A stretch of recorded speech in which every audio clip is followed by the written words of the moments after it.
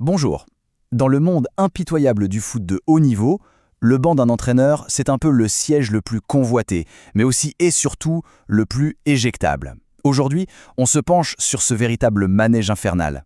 Et tout commence par un seul mot. Un mot qui a fait l'effet d'une bombe en Espagne. Fulminado, foudroyé, anéanti. C'est ce mot, choisi par la presse catalane, qui résume le mieux l'onde de choc venue du Real Madrid. Une nouvelle qui a pris absolument tout le monde par surprise. Alors que s'est-il passé exactement? Eh bien la nouvelle est tombée comme un coup près.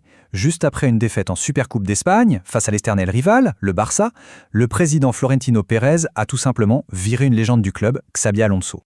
Et le remplacement, il a été immédiat. Une autre figure du club prend sa place, Álvaro Arbeloa. Le symbole est fort.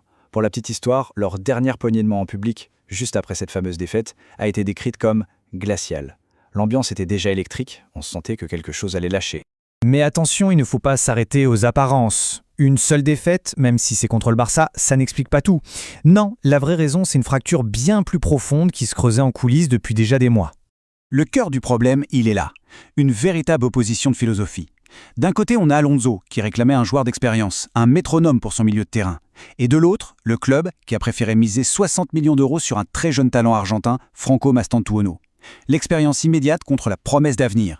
Deux visions devenues totalement irréconciliables. Et au-delà du mercato, c'est une vraie lutte de pouvoir qui s'est jouée. Alonso avait essayé d'imposer son autorité en réorganisant le staff médical, et au passage, il avait écarté un homme fort, un certain Pintus. Sauf que voilà, récemment, le club a décidé de le rappeler, en passant complètement au-dessus de la tête de son coach. Le message était un peu plus clair, au Real Madrid, il n'y a qu'un seul patron.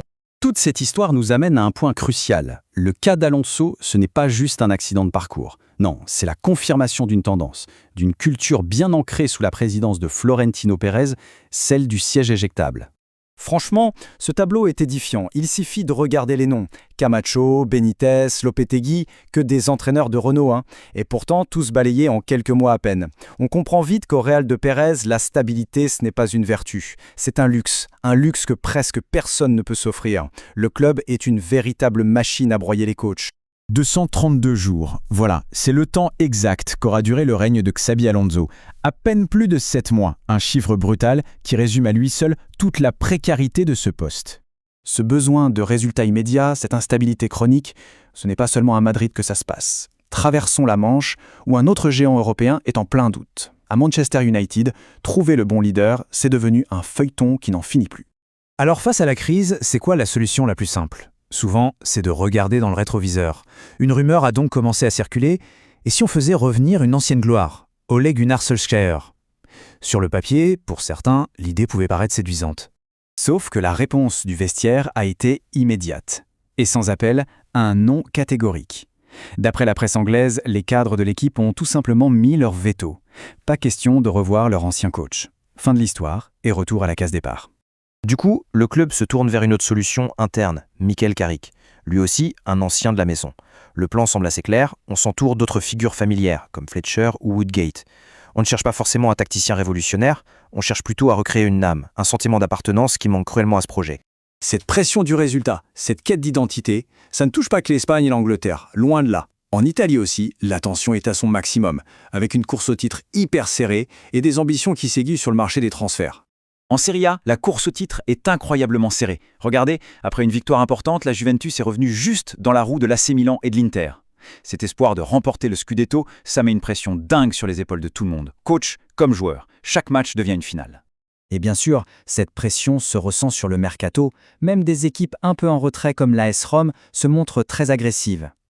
La piste Raspadori a échoué, pas grave. Le club cherche activement d'autres renforts, comme ce joueur de Marseille ou encore Daniel Malen. Pour un entraîneur, ne pas avoir les joueurs qu'on veut, ça peut être le début de la fin. Personne ne veut rester sur le quai.